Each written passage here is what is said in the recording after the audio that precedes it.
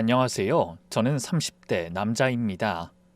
이 이야기를 어디다 풀어놓을 데가 없어서 한참을 망설이다가 용기를 내서 사연을 보내게 됐어요. 지금도 그날만 떠올리면 가슴이 뜨거워지는데 그래도 시간이 약이라고 이젠 조금씩 말할 수 있게 됐네요. 부족한 글이지만 끝까지 들어주시면 정말 감사하겠습니다. 저는 인천에서 태어나 평범한 가정 환경에서 자랐어요.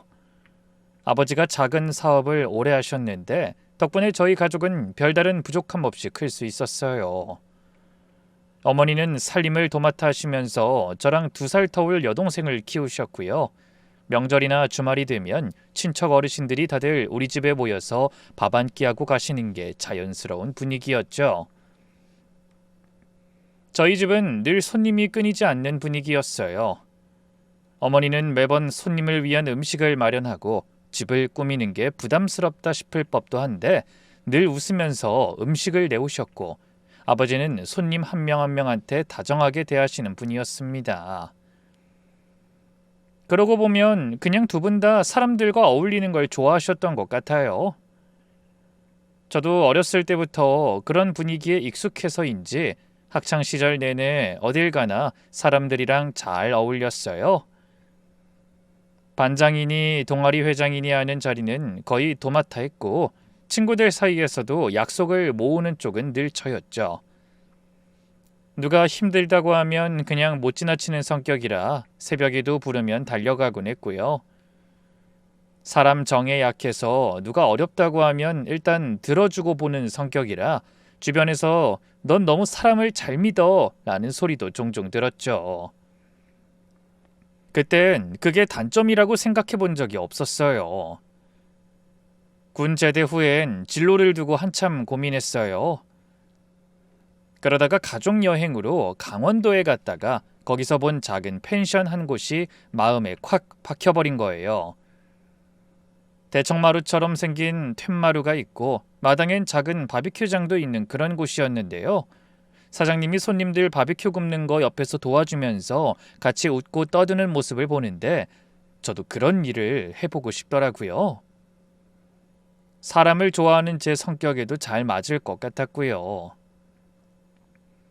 그렇게 부모님의 지원을 받고 제가 모은 돈을 합쳐서 작은 숙박업을 시작했어요. 운이 좋게도 입소문이 빨리 났어요. 객실은 몇 안 되는 작은 곳이었는데 주말 예약은 늘 꽉 찼고 단골 손님들이 다시 찾아주시는 일도 잦았어요. 객실 손님들 후기에도 늘 사장님이 다정하고 친절해서 마음이 편했다는 말이 빠지지 않고 달렸는데요. 그게 또 입소문이 돼서 새 손님이 들어오는 시기였어요. 동네 사람들 사이에서도 저희 숙소에 대한 평이 좋았고요. 이웃이 좋게 평가해주니 여러모로 감사했죠. 그렇게 몇 해 지나지 않아 한 군데를 더 늘릴 수 있게 됐어요. 그땐 정말 일이 재미있었던 것 같아요.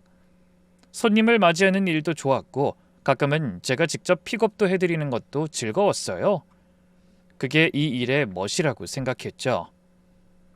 그런데 사업이 커지니까 저 혼자선 도저히 감당이 안 되는 지경이었어요. 손님 컴플레인 받거나 청소 인력 일정 짜는 것도 그렇고 객실 점검으로도 정신이 없었어요. 일이 너무 바쁜 날엔 밥 한 끼를 제대로 챙겨 먹지 못하는 날이 부지기수였답니다. 한 번은 사무실 책상에 잠깐 엎드려 잔다는 게 그대로 5시간을 넘겨버렸어요. 깨어났을 때 허리가 안 펴져서 한참을 끙끙거렸죠. 어머니가 그런 절 보시더니 한숨을 푹 내쉬셨어요. 이러다가 너 죽는다. 사람 좀 두라니까. 사장이라는 게 혼자 다 하는 자리가 아니야. 알아요. 근데 누구한테 맡기느냐가 문제잖아요. 신중하게 고르면 되지. 네 말처럼 아무나 들이면 너만 더 골치 아파지니까. 어머니 말씀이 맞았어요. 그래서 직원을 어떻게 뽑을까 며칠 고민하다 떠오른 사람이 바로 저의 대학교 후배 상민이었답니다. 저보다 4살 어린 그 친구는 학교 다닐 때부터 절 친형처럼 따랐어요. 제가 군대에 있을 때도 면회를 몇 번이나 와줄 만큼 의리 있는 친구였어요. 자주 안부를 주고받고 할 거 없는 날은 갑자기 만나 술 한잔 기울이던 사이였죠. 그때 마침 상민이가 회사에서 사람 관계로 너무 힘들다고 한 적이 있었거든요. 동기들이 텃세를 부려서 자기 일이 아닌 것까지 떠맡으며 매일 야근에 시달리고 있다고요. 그래서 어느 날 술 한잔 하다가 슬쩍 말을 꺼냈어요.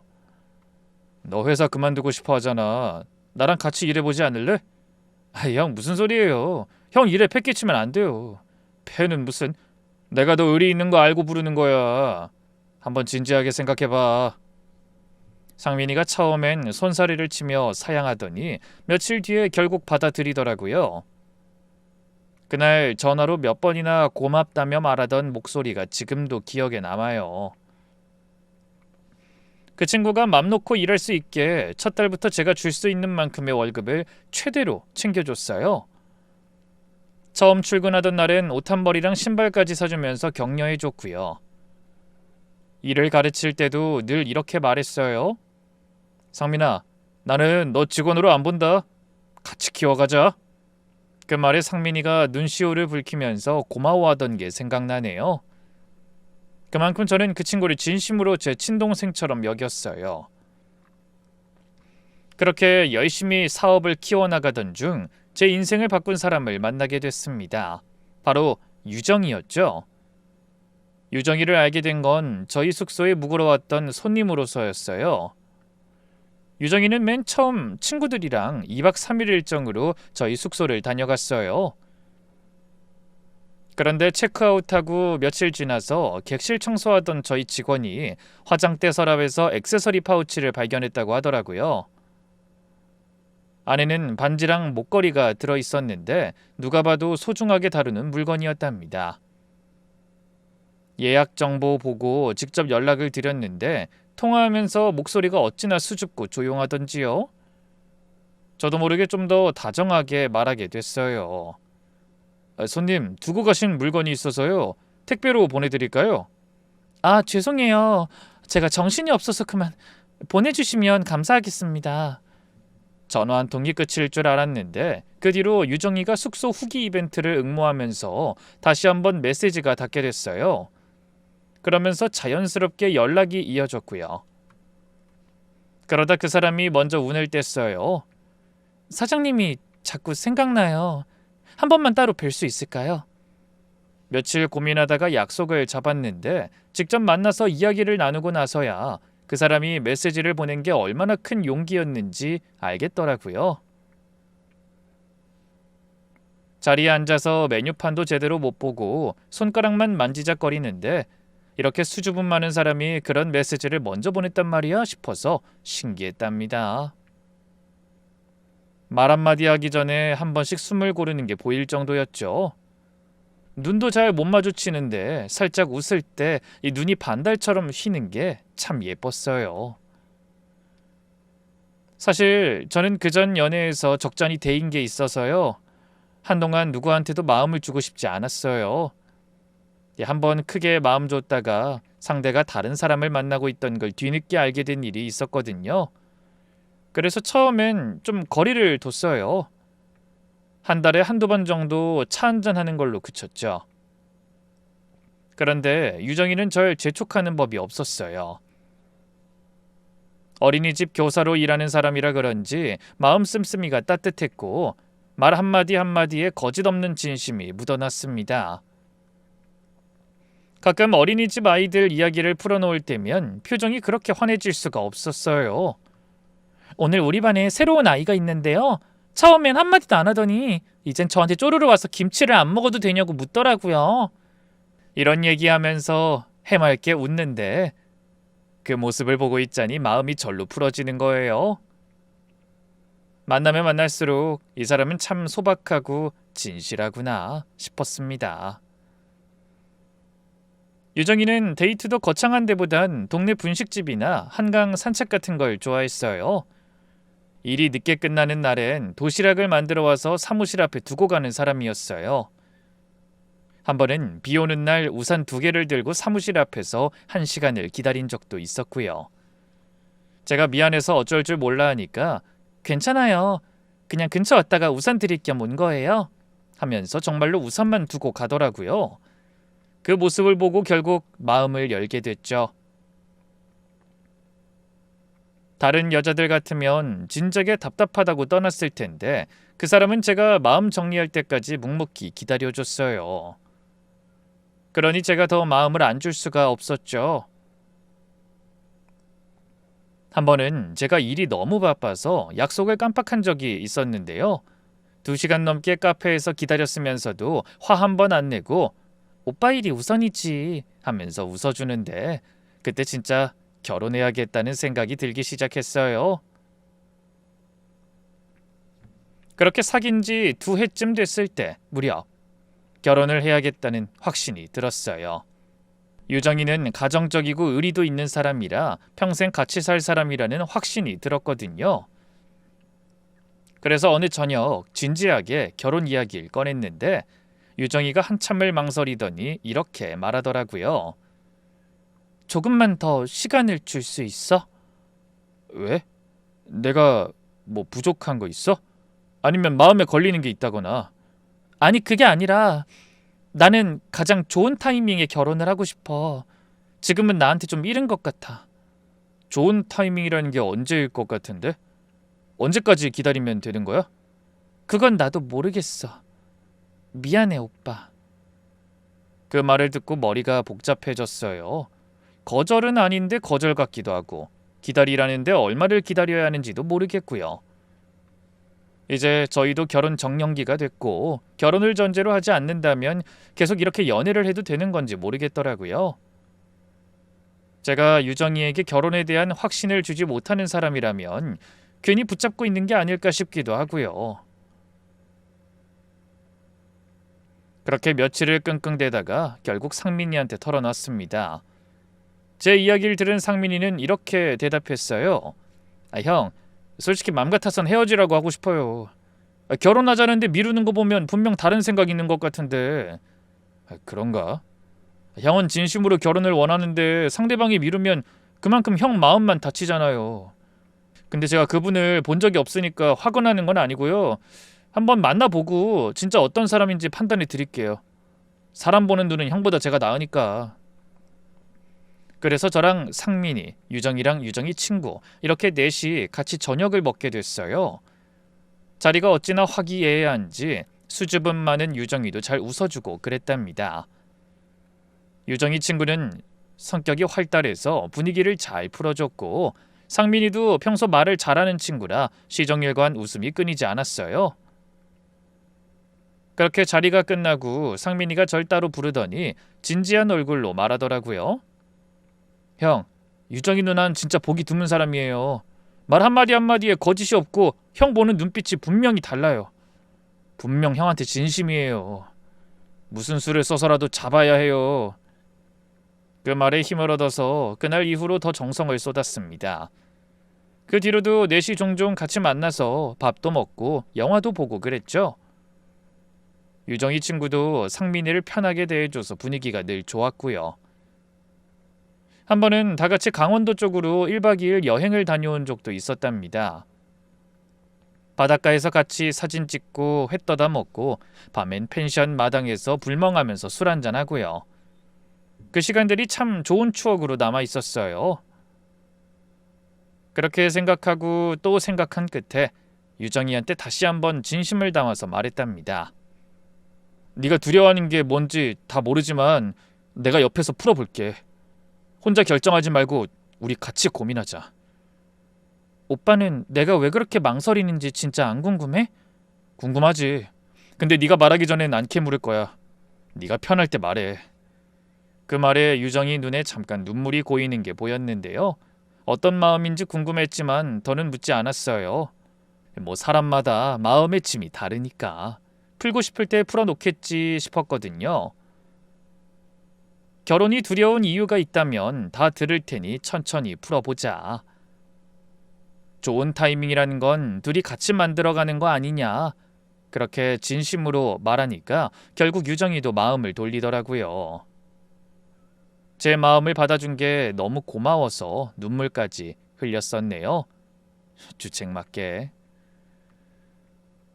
저희는 그렇게 평범하게 식을 올렸어요. 그날 누구보다 절 가장 많이 축하해준 사람이 상민이었어요. 식이 끝나고 잠깐 마주했는데 상민이가 제 손을 꽉 잡고 그러더라고요. 형, 정말 축하해요. 형 행복하게 사는 거 보는 게 제 소원이에요. 고맙다 상민아. 너도 좋은 사람 만나야지.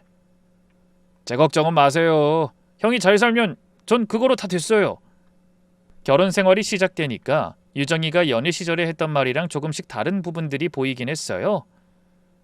술을 잘 못 마신다더니 의외로 잘 마셨고, 친구는 별로 없다더니 가끔 모르는 번호로 전화가 오기도 했고요. 매운 거 잘 못 먹는다더니 매운 음식만 골라 먹기도 하고요. 그리고 운전면허는 안 땄다고 했었는데 알고 보니 면허는 있고 그냥 운전을 안 하는 거였어요. 또 클래식 음악을 좋아한다더니 그런 음악은 안 듣고 힙합만 듣더라고요. 그런 사소한 거짓말이 자꾸 쌓이니까 전 오히려 입체적이고 인간미 있어 보여서 더 재밌었어요. 이 사람한테 아직 내가 모르는 면이 많구나 싶어서 이게 결혼의 재미라고만 여겼죠. 신혼생활은 평화로웠어요. 유정이는 결혼 후에도 여전히 소녀 같은 데가 있어서 작은 일에도 잘 웃었고 살림도 정성스럽게 꾸려나갔어요. 저도 할 수 있는 최대한으로 챙겼고요. 유정이가 좋아하는 건 어떻게든 준비하려 했고 기념일은 절대 빠지지 않으려 했었어요. 언제나 표현해 주려고 노력했고요.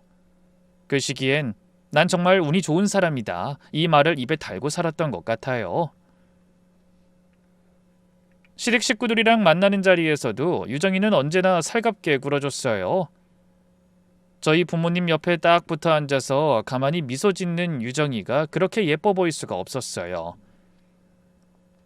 저희 어머니가 유정이 손을 잡으시면서 우리 집에 와줘서 고맙다 라고 하실 땐 저까지 다 뭉클해질 정도였답니다.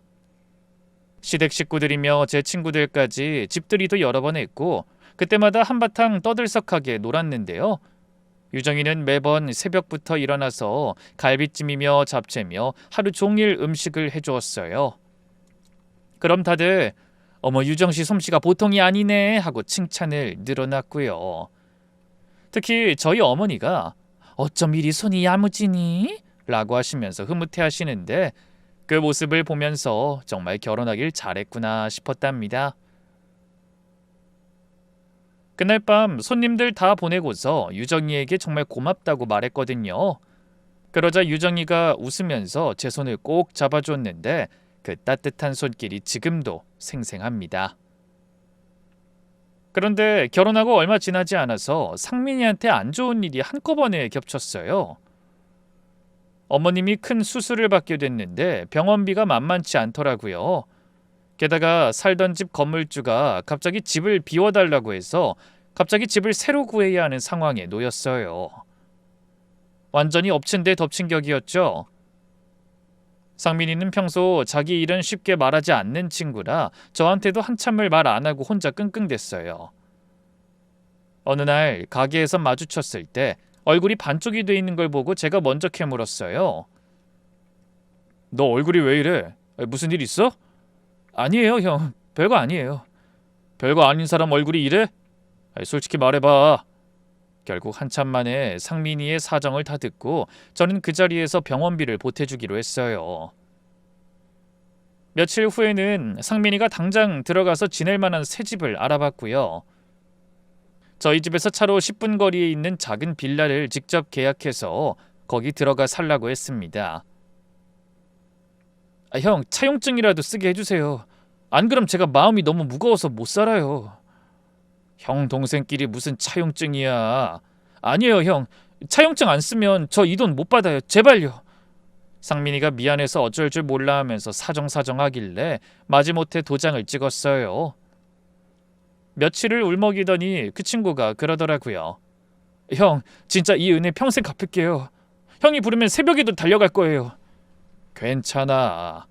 사람이 살다 보면 어려운 일도 있는 거지. 게다가 넌 내 친동생이나 다름없는데 이 정도야 당연히 해줘야지. 그 일 이후로 상민이는 우리 집에도 더 자주 드나들었습니다. 상민이가 어머님 간병으로 끼니를 거릴 때가 많으니까 유정이가 먼저 챙기더라고요. 상민씨 밥이라도 챙겨주려고. 혼자 어머님 보살피느라 얼마나 힘들겠어. 고마워. 당신 마음 씀씀이가 참 곱네.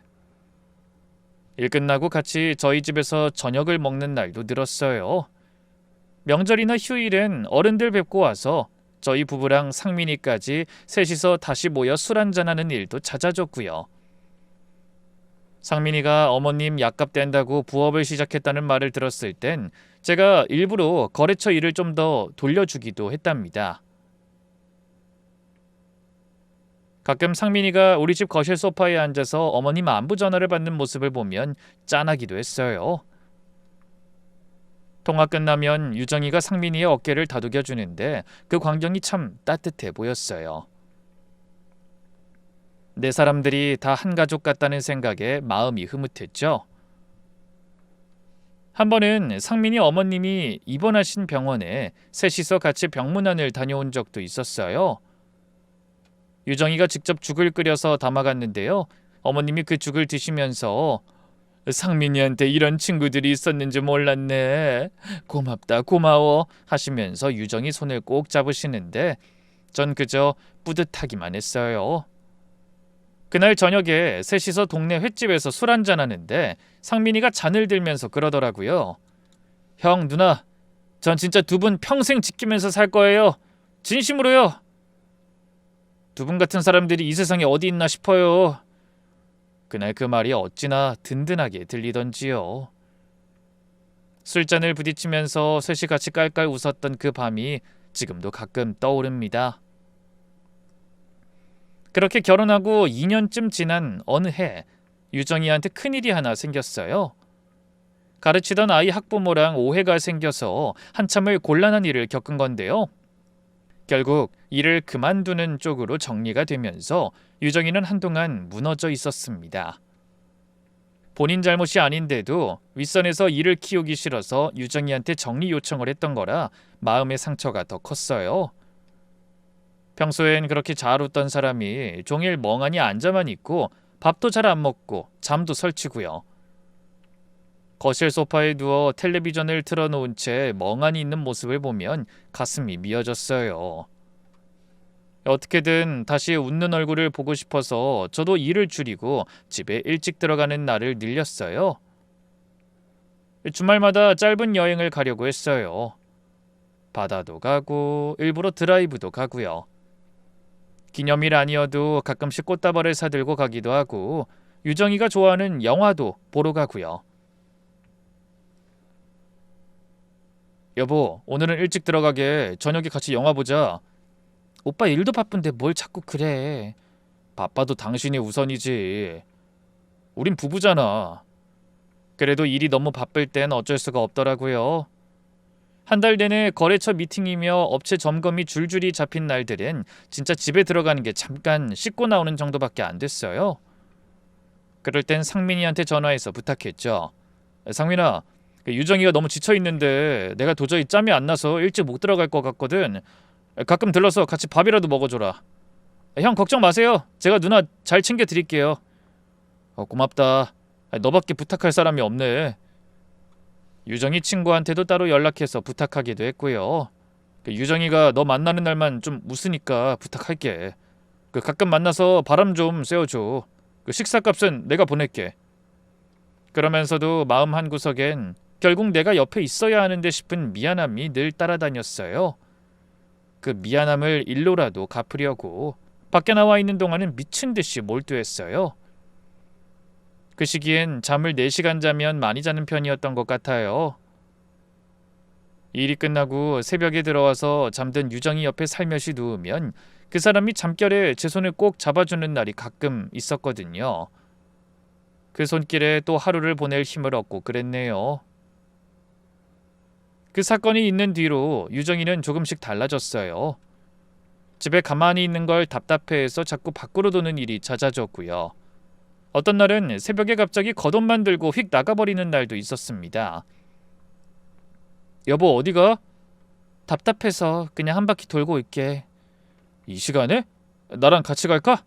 아니, 괜찮아. 혼자 있고 싶어서 그래. 처음엔 그러려니 했어요. 그런데 그 다음엔 작은 일에 갑자기 화를 내는 일이 많아지더라고요. 예를 들면 오늘 뭐 먹을까? 하고 가볍게 물어본 거에 갑자기 짜증을 내는 시기였어요. 왜 매번 나한테 정해달라 그래? 자기가 좀 정해주면 안 돼? 아니, 그래도 되지. 근데 그게 그렇게 화낼 일이야? 됐어. 그냥 아무거나 먹어. 난 상관없으니까. 이뿐만 아니라 평소 같으면 그냥 넘어갈 일도 한참을 따지고 들고요. 한 번은 갑작스레 일이 늦어 약속한 저녁 시간에 못 맞춰 들어갔거든요. 그러자 유정이가 엄청 화를 내는데 그 분이 사그라드는데 사흘이 걸렸답니다.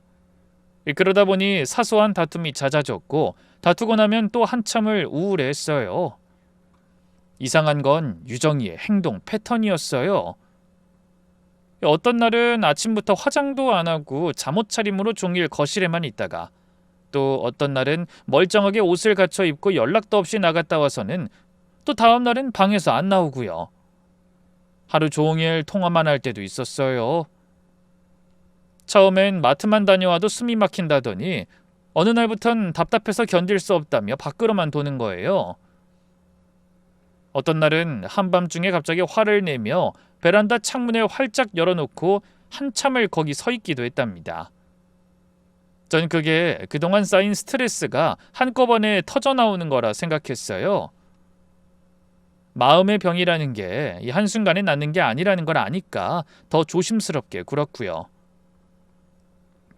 화를 내도 받아주고 짜증을 내도 안아주고 그렇게 그 시기를 같이 견뎌내고 싶었습니다. 한 번은 너무 답답해서 정신과 진료를 권한 적도 있었어요. 여보, 우리 같이 병원 한번 가볼까? 당신 너무 힘들어 보여서 그래. 내가 미친 사람이야? 왜 자꾸 병원 얘기를 해? 아니, 그게 아니라 이 마음이 힘들면 도움을 받을 수도 있는 거잖아. 됐어, 나 안 가. 자꾸 그럼 나 진짜 화낸다. 난 그냥 답답해서 그래. 그렇게 한바탕 다투고 나면 또 며칠을 어색하게 지냈어요. 저도 사람이라 짜증이 안 나는 건 아니었지만 마음 다친 사람한테 매정하게 굴 수가 없었어요. 오히려 더 잘해주려고 했었죠. 오늘은 좀 웃었으면 좋겠다 하고 마음으로 빌면서요. 한 번은 어머니가 우리 집에 와서 며칠 같이 지낸 적도 있었는데 어머니도 며칠 만에 한숨을 푹 쉬시면서 그러시더라고요. 명환아, 사람이 마음이 아프면 시간이 약이야. 네가 잘 견뎌라. 네, 엄마, 알아요. 근데 너도 너무 무리하지 마. 너까지 무너지면 안 돼. 그 시기에 잠을 제대로 잔 날이 손에 꼽을 정도였어요. 저까지 불면증에 걸린 듯 했죠. 그래도 사랑하는 사람이니까 이 정도는 견뎌야지 싶었어요. 그게 부부니까요. 가끔은 유정이가 휴대폰을 들고 안방으로 들어가서 한참을 안 나오는 날도 있었어요. 안방 문틈으로 새어나오는 작은 통화 소리가 신경이 쓰이긴 했는데 친구랑 통화하나 보다 하고 넘겼죠. 누구냐고 물으면 또 짜증을 낼까봐 묻지도 못했고요.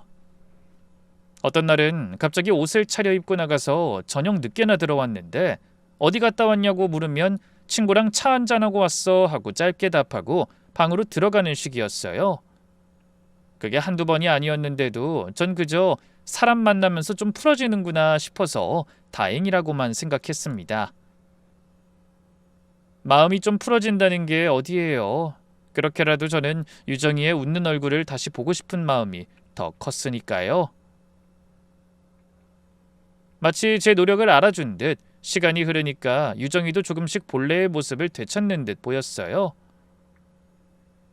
조금씩 웃기도 하고 평소처럼 조잘조잘 이야기도 하고 그게 너무 반갑고 고마워서 더 잘해주고 싶었어요.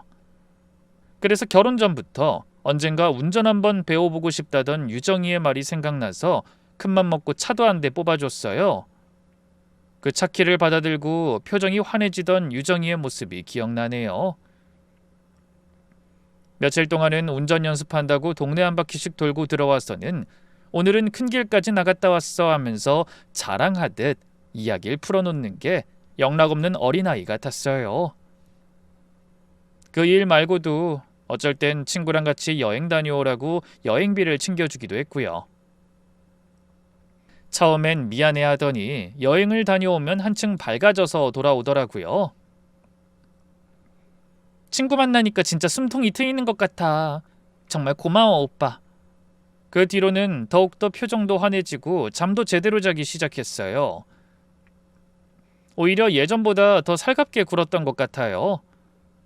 아침마다 도시락을 싸주거나 출근하는 저를 현관까지 따라 나와 인사하는 일도 잦아졌어요. 새벽에 들어오는 날이면 잠을 자다가도 일어나서 저에게 따뜻한 차 한 잔을 끓여주기도 했죠. 여보, 안 자고 뭐해? 일찍 자라니까. 오빠 들어오는 거 보고 자야 마음이 편해. 차 마시고 들어가서 자자. 고생 끝에 낙이 온다더니 우리도 이제야 자리를 잡는구나 싶어서 가슴이 뿌듯했어요. 한참 어두웠던 사람이 다시 빛이 도는 게 어찌나 다행스럽던지요. 그 사이 사업은 점점 더 바빠졌어요. 규모가 커지니까 저 혼자서 본점이며 지점이며 다 챙기는 게 도저히 불가능해서 큰 결심을 하고 두 번째 지점 운영을 통째로 상민이한테 맡겼습니다. 형, 제가 이걸 맡아도 되는 거예요? 너 아니면 누구한테 맡기겠냐? 네가 잘해줘야 형이 한숨 돌리지. 진짜 열심히 할게요. 형 얼굴에 먹칠 안 하게요. 월급도 그에 맞게 올려주고 운영 수익 일부를 인센티브로 따로 챙겨주기로 약속했어요. 처음 한두 달은 함께 다니면서 일도 가르치고 거래처에 인사도 시켰는데 야무지게 잘 따라와줘서 마음이 놓였죠. 서로 바빠지다 보니까 상민이랑도 예전처럼 자주 못 보고 메신저로만 연락하는 날이 많아졌어요. 상민이에게 어느 정도 분담을 하긴 했지만 그럼에도 일이 줄지 않아 저는 또다시 집에도 잘 못 들어가게 됐어요. 새벽에 들어와서 잠깐 눈 붙이고 다시 나가는 날이 며칠씩 이어졌고 그러다 보니 유정이 얼굴 제대로 보고 대화하는 게 며칠에 한 번 꼴이 됐어요. 어느 날 새벽에 들어왔을 때 유정이가 거실에 앉아있길래 미안한 마음에 먼저 말을 꺼냈어요. 미안해, 내가 너무 못 챙겨서. 이번 주만 좀 참아줘. 오빠 고생하는 거 다 알아. 난 괜찮으니까 일 잘하고 와. 자기가 잘 돼야 우리 잘 사는 거잖아. 난 진짜 괜찮아. 그 말이 그렇게 고마울 수가 없었어요. 평소 같으면 짜증을 낼 법도 한데 오히려 절 북돋아주는 그 마음이 너무 든든했어요. 상민이 쪽도 지점 운영이 안정적으로 굴러간다는 보고가 매주 올라와서 모든 게 다 제자리를 찾은 것처럼 느껴졌습니다. 그러던 어느 날 친한 친구한테서 오랜만에 전화가 왔어요. 고등학교 때부터 가깝게 지낸 친구인데 이런저런 안부 묻다가 그 친구가 좀 조심스럽게 운을 떼더라고요. 네 와이프 요즘 잘 지내? 잘 지내지. 왜? 아니 그게... 왜 그래? 무슨 말 하려고? 내가 며칠 전에 분당에 일 보러 갔다가 어떤 카페에서 유정씨 닮은 사람 봤거든. 근데 옆에 같이 있던 남자가 넌 아닌 것 같아서 내가 잘못 본 건가 싶어서 물어보려 했지. 저도 모르게 가슴이 쿵 내려앉았어요. 저는 분당에 간 일이 없었거든요. 유정이도 딱히 갈 일이 없었고요. 친구에겐 당황한 티를 내고 싶지 않아서 비슷한 사람이었겠지. 우리 와이프는 거기 갈 일이 없거든 하고 웃어 넘겼어요. 그러자 친구도 머쓱한 듯이 그래 미안하다 괜한 소리 했나봐 하면서 말을 거두긴 했어요. 전화를 끊고 나서도 그 말이 계속 머릿속에 맴돌더라고요. 그날 저녁 집에 들어가서 유정이한테 슬쩍 물어봤어요.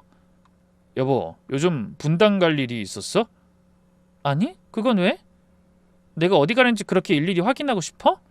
아니 그게 아니라 지인이 당신을 거기서 본 것 같다길래. 당신은 일 바쁘다고 며칠씩 집에도 안 들어오면서 난 어디 좀 가는 것도 못해? 진짜 답답하네. 생글생글 웃다가 그 이야기에 갑자기 화를 내는데 너무 당황해서 입이 안 떨어졌어요. 한참을 가만히 있다가 유정이가 급히 말을 덧붙였어요.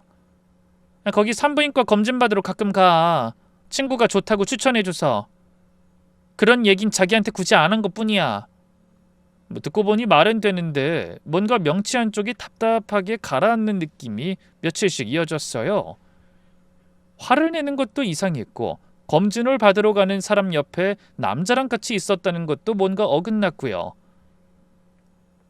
병원을 다니면서 저한테 한마디도 안 했다는 것도 묘하게 걸리고요. 그날 밤 거실에 혼자 앉아서 한참을 생각했어요. 친구가 헛걸 본 게 맞을 거다. 의심하는 게 미안한 일이다. 분명 오해가 있을 거다.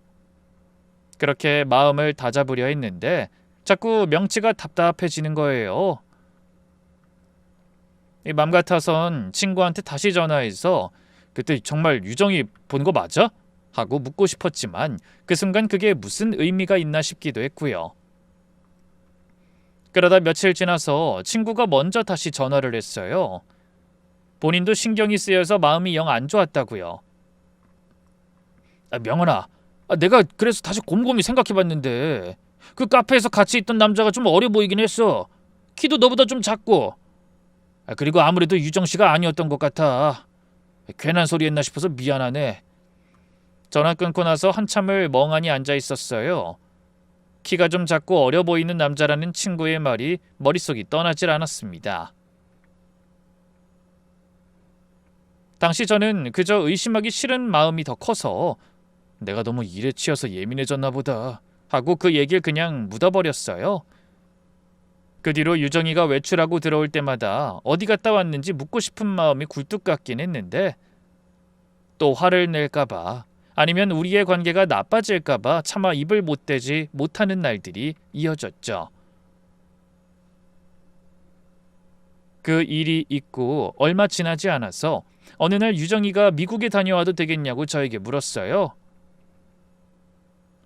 가끔 연락하던 사촌 동생이 미국에 살고 있는데 그 동생이 임신을 해서 한번 보러 가고 싶다고요. 예상 일정은 보름 정도 된다고 했는데 저는 일을 해야 하는 상황이라 같이 갈 수가 없어서 그러라고 보내줬어요. 혼자 보내는 게 마음이 불편하긴 했지만 어쩔 수 없었죠. 그래 여보, 잘 다녀와. 이참에 좀 환기됐으면 좋겠다. 사촌한테 안부 전해주고. 자기도 무리하지 말고 밥 잘 챙겨 먹어.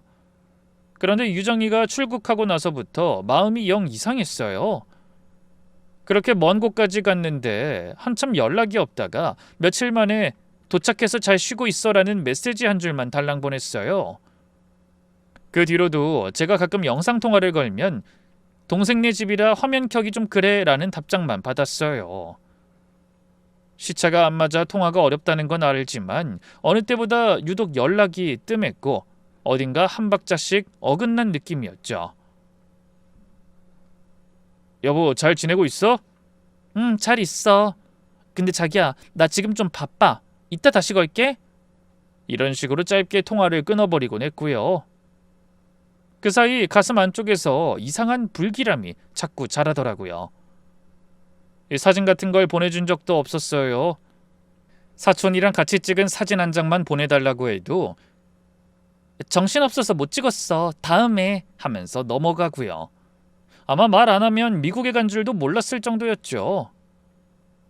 명치가 답답한 게 며칠을 가니까 이 답답한 마음을 어디 풀 데가 없어서 상민이한테 연락을 했어요. 우리 오랜만에 술이나 한잔하자. 형, 죄송해요. 제가 요즘 지점 일이 너무 바빠서 도저히 시간을 못 빼겠어요. 잠깐 얼굴이라도 못 봐? 정말 죄송해요. 다음 주에라도 꼭 시간 낼게요. 아무리 바빠도 제가 부르면 나오던 동생이라서 좀 서운했지만 정말로 일이 바쁜가 보다 했어요. 이렇게 신경 써주는 게 어디야 하고 마음을 다스리려 했고요. 그런데 며칠 지나서 거래처 사장님 한 분이 지나가는 말로 그러시더라고요.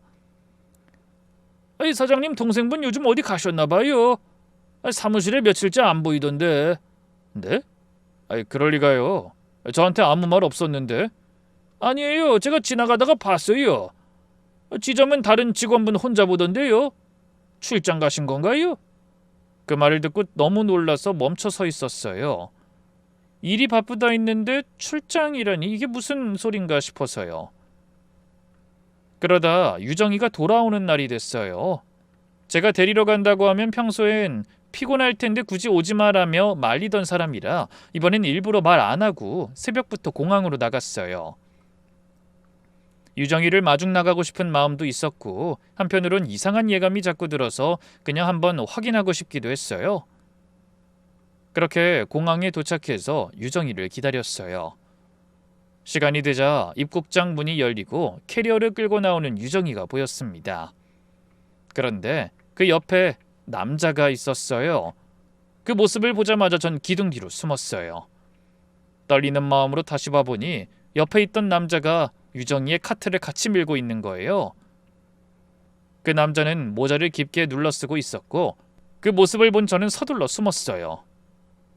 저를 보지 못했는지 유정이와 그 남자는 제가 있던 곳 옆으로 지나갔어요. 그래서 유정이가 한 말을 똑똑히 들을 수 있었죠. 해맑게 웃으면서 그 남자한테 자기야, 이번 여행 진짜 환상적이었어 라고 하는 걸 말이에요. 그 말이 또렷이 들리는데 그 순간 그 남자도 모자를 살짝 들어 올리면서 답하더라고요. 그런데 그 옆 얼굴을 본 순간 제 눈을 의심했어요. 그 얼굴은 다름 아닌 상민이었습니다.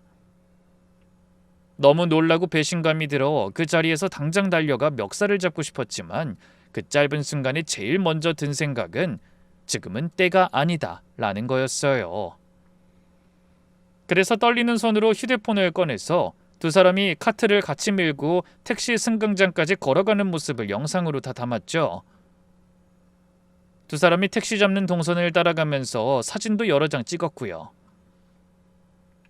그날 저녁 유정이는 평소처럼 들어와서 평소처럼 절 안았어요. 자기 나 왔어 하면서 환하게 웃는데 그 얼굴이 그렇게 낯설 수가 없었죠. 그러더니 거실에 짐을 풀면서 쫑알쫑알 미국 이야기를 풀어놓더라고요. 동생네 집이 한국이랑 시간이 너무 안 맞아서 자기한테 연락 자주 못했어. 미안해. 동생이 요즘 몸이 안 좋아서 내가 가서 위로도 해주고 둘이 마트도 다니고 그랬어. 주변 여행도 다니고. 그래? 다행이네. 한국만큼 산부인과가 잘 돼 있는 게 아니라서 힘들다고 하더라고. 그래도 내가 가니까 동생이 엄청 좋아하더라. 그렇구나. 근데 사진은 왜 한 장도 안 보냈어? 아, 거기 와이파이가 안 좋아. 사진 보내려면 카페 가서 보내야 되는데 정신이 없어서 못 보냈어. 이번엔 내가 너무 오래 가 있었지? 다음부터는 일주일만 갔다 올게. 어찌나 자연스럽게 거짓말이 술술 나오는지 말하는 그 입을 빤히 쳐다보면서 아, 이 사람이 그동안 나한테 이런 식으로 거짓말해 왔구나라는 걸 그제야 깨달았어요. 한두 번 해본 솜씨가 아니었거든요. 표정 하나 흔들리지 않고 디테일까지 그럴듯하게 끼워 맞춰서 마치 진짜 있었던 것처럼 풀어놓는데 이걸 다 어디서 짜놓고 외워온 건가 싶을 정도였어요. 오빠, 다음엔 같이 가자. 사촌 동생도 자기 보고 싶어해. 그래, 그러자. 다음에 시간 되면 같이 가자. 전 억지로 한쪽 입꼬리만 살짝 올려서 웃어 보였어요. 유정이는 제 표정이 굳어있는 줄도 모르고 해맑게 짐 정리하면서 미국에서 사왔다는 선물까지 꺼내놓더라고요. 이거 오빠 좋아할 것 같아서 사왔어 하면서 건네는데 받아든 제 손이 살짝 떨렸어요. 속으론 이를 악물고서요. 이 사촌이란 사람이 진짜로 있긴 있었던 건지 아니면 처음부터 다 만들어낸 핑계였는지 그것조차 의심스러웠죠. 그날 저녁 식탁에 마주 앉아서 같이 밥을 먹는데 유정이가 평소 안 하던 짓을 하더라고요. 제 그릇에 반찬을 일부러 올려주고 국이 모자라지 않냐고 다정스레 묻고요. 그게 미안해서 그러는 건지 아니면 의심을 피하려고 그러는 건진 모르겠지만 그런 행동 하나하나가 다 계산된 것처럼 보였어요. 지난 시간을 되짚어보니까 모든 게 한 줄로 이어지는 거예요. 거실에서 나란히 앉아있던 모습, 휴대폰을 끼고 살기 시작한 시기, 분당에서 봤다던 친구의 말, 다녀올 때마다 더 환해지던 얼굴. 친구가 좋다고 추천했다던 그 산부인과까지요. 더 무서웠던 건 상민이었고요. 친동생이라 부르면서 병원비 보태주고 집까지 얻어주고 지점까지 통째로 맡긴 그 친구가 그 친구의 형수라며 누님처럼 모시겠다던 사람이, 결혼할 때 무슨 수를 써서라도 잡으세요라고 했던 그 친구가 결국 제 등에 칼을 꽂은 사람이었어요. 그날 밤 잠든 유정이 옆에서 마음을 정했어요. 평생의 후회를 두 사람한테 똑같이 돌려주겠다고요. 단순히 화를 내서 이길 싸움이 아니라는 걸 그 순간 본능적으로 알았던 것 같아요. 다음 날부터 저는 계속해서 평범한 남편이자 형 노릇을 했어요. 유정이한테는 다정하게 굴었고 상민이한테는 요즘 지점일 어떠냐 한번 보자 하고 평소처럼 연락했고요. 그러면서 공항에서 찍어둔 영상이랑 사진들을 따로 옮겨두고 유정이가 샤워하러 들어간 사이에 휴대폰을 몰래 들여다봤어요. 평소엔 꼭 핸드폰을 챙겨 다니던 사람인데 미국에서 막 돌아와서 그런지 방심한 듯 거실에 두고 갔더라고요. 전 그 틈을 노렸어요. 그 자리에서 손이 덜덜 떨리는 채로 메신저며 사진첩이며 다 뒤졌죠. 두 사람이 주고받은 메시지가 한도 끝도 없었어요. 미국 호텔 방 안에서 같이 찍은 사진, 바깥 데이트하며 찍은 사진까지 줄줄이 남아 있었어요. 좀 더 올려보니 분당에서 간 카페 사진도 있었고요. 메시지에는 오빠가 일 늦게 오는 날 우리 집에서 보자, 다음 주에 어디 다녀올까 같은 내용이 한가득이었어요. 어떤 날은 그 사람한텐 친구랑 여행 간다고 둘러댈 거야 같은 말도 보였고요. 가슴이 갈기갈기 찢어지는 기분이었지만 진정하고 우선 중요한 것들을 제 휴대폰으로 다 옮겨놨어요. 그리고 다시 화면을 엎어둔 다음 아무 일 없었던 척 굴었죠. 아무런 일이 없는 척하는 게 어찌나 어렵던지. 속으로는 손톱이 손바닥에 박힐 정도로 주먹을 쥐어야만 했어요. 며칠 동안은 평소처럼 출퇴근하고 밥 먹고 같이 영화도 보면서 시간을 끌었어요. 그러면서 변호사 사무실을 돌면서 이혼이랑 상간자 소송 절차를 상담받았고 모은 증거가 충분히 인정될 거라는 답을 받아냈어요. 그러고 나서 가장 먼저 한 건 상민이한테 맡겼던 지점을 회수하는 일이었어요. 그 지점은 어차피 등기도 사업자도 다 제 명의였거든요. 운영 권한 회수 통보 한 장이면 그날로 그 친구는 그 자리에서 손을 떼야 했어요. 빌라도 마찬가지였고요. 계약 명의가 처음부터 제 거였으니까 제가 정리하기로 마음먹은 이상 그 친구가 더 살 수 있는 명분은 없었죠. 어머님 수술비랑 보증금으로 빌려준 돈도 그 친구가 사정사정해서 받아둔 차용증이 그대로 남아있었어요. 평소엔 그저 묻어둔 종이 쪼가리였는데 그게 결국 꼼짝 못할 증거가 되더라고요. 거래처에도 미리 양해를 구해뒀어요. 지점 운영자가 바뀐다는 말과 함께 그동안 상민이한테 가던 일 일부를 저에게로 다시 돌리겠다고요. 그렇게 우선은 큰 소리 한 번 없이 정리됐어요. 모든 준비가 끝났을 때 그 시기 들어 처음으로 깊게 잠을 잘 수 있었죠. 모든 자료를 모은 날 한 식당에 자리를 잡고 두 사람을 같이 불렀어요. 오랜만에 셋이 만난 자리였죠. 유정이와 상민이는 각각 제 옆자리에 앉으면서 자연스럽게 웃더라고요. 오빠 무슨 일이야? 갑자기 셋이 보자고 해서. 형, 안 그래도 저도 형이랑 할 얘기가 있었어요. 잘 됐네요. 그 두 사람의 자연스러움이 어찌나 소름이 끼치던지요. 저렇게까지 태어날 수 있다는 게 두 사람이 그동안 얼마나 많이 저를 속여왔는지를 보여주는 것 같았어요. 두 사람을 가만히 보면서 제가 아내라 부르고 친동생이라 부르며 끌어안았던 그 시간들이 떠올라 마음이 아팠습니다. 이윽고 저는 가만히 가방에서 봉투를 꺼내서 천천히 테이블 위에 올려놨어요. 두 사람의 얼굴이 동시에 하얗게 질리는데 3초도 안 걸렸던 것 같아요. 처음엔 둘 다 아무 말이 없었어요. 그러다 상민이가 애써 정신 차리고 먼저 입을 열었어요. 형 잠시만요. 우선 제 이야기부터 들어주세요. 저희가 처음부터 이러려고 했던 게 아니에요. 그럼 어쩌다 그렇게 됐는데? 유정 누나가 그동안 외로워하는 거 옆에서 보고 형이 너무 바빠서 누나를 못 챙기는 동안 저라도 챙겨드려야지 하고 옆에 있었는데 그러다 보니 마음이 점점... 그러면서 상민이가 눈물을 글썽이는데 유정이가 말을 끊었어요. 둘의 이야기가 달라지기 시작했죠. 자기야, 난 진심 아니었어. 난 자기한테 돌아갈 생각이었다고 애초에. 한 번만 용서해줘. 오빠는 바쁘고 난 집에서 쉬니까 나도 사람이라 외로워서 그런 거야. 정말 그게 다야. 그 말에 상민이 표정이 일그러졌어요. 누나, 그게 무슨 소리야? 우리 새롭게 시작하자고 했잖아. 미국에서 나한테 뭐라 그랬는데. 네가 처음부터 작정하고 나한테 다가온 거잖아. 네가 안 그랬으면 나도 여기까지는 안 왔어. 네가 자꾸 흔들어서 그런 거잖아. 누나가 먼저 형이랑 살기 답답하다고 그랬잖아. 일 핑계는 왜 대? 일 그만두기 전부터 나한테 마음 표현했던 거 아니야? 두 사람이 제 앞에서 서로 멱살이라도 잡을 듯 싸우기 시작하는데 그 광경을 보면서 어이가 없어서 헛웃음이 나오더라고요. 그러다 유정이가 무릎을 꿇고 제 다리를 붙잡으면서 통곡하기 시작했어요. 오빠 한 번만, 진짜 한 번만 용서해줘. 내가 미쳤었어. 오빠가 잘해주는 걸 너무 당연하게 생각해서 그게 얼마나 소중한지 몰랐어. 내가 미쳐서 잠깐 흔들렸을 뿐이야. 진심은 자기야.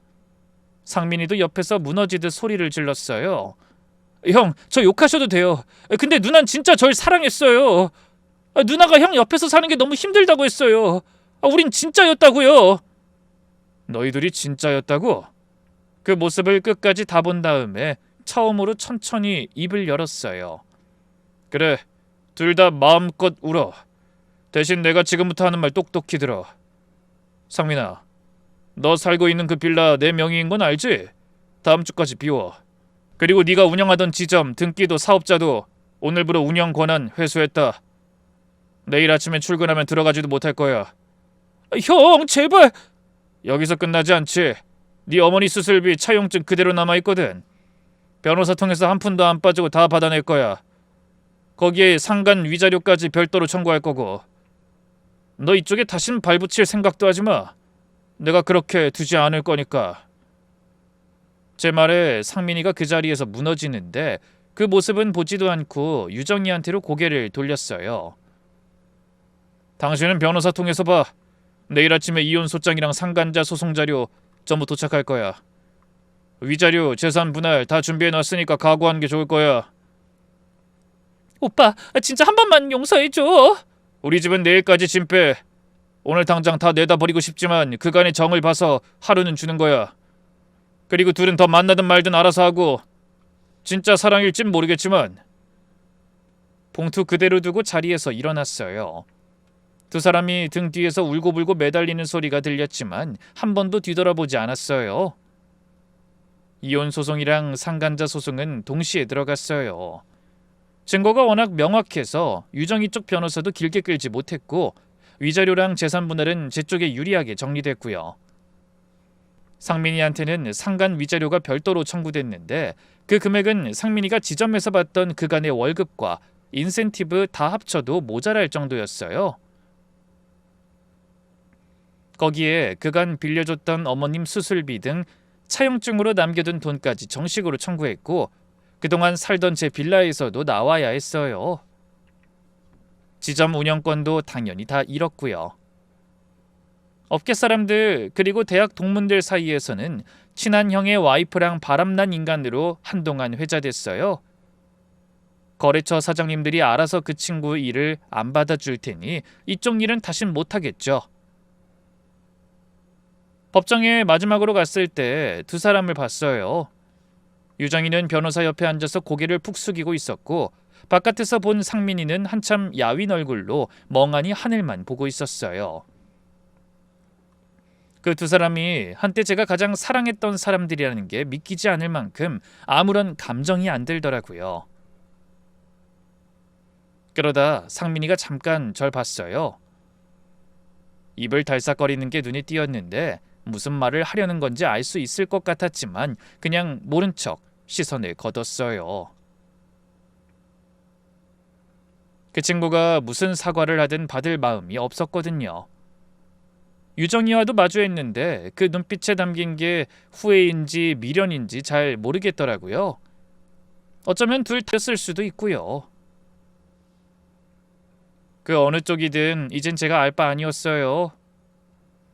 이혼이 마무리된 뒤에 살던 집을 정리하고 한동안 가게는 직원한테 맡기고 잠깐 쉬었어요. 그 시기엔 누구한테 마음을 털어놓는 게 도리어 더 힘들었거든요. 이 사람이라는 게 다 무서워졌고 친한 척 다가오는 사람들이 다 상민이처럼 보였어요. 어머니 아버지께도 저 혼자 좀 있을게요 하고 말씀드리고 그 시간을 그냥 저 혼자 견뎌냈고요. 방에 혼자 앉아서 그동안 찍어둔 흔적들을 하나씩 지웠어요. 신혼여행 사진, 데이트 사진, 셋이 찍은 사진까지도요.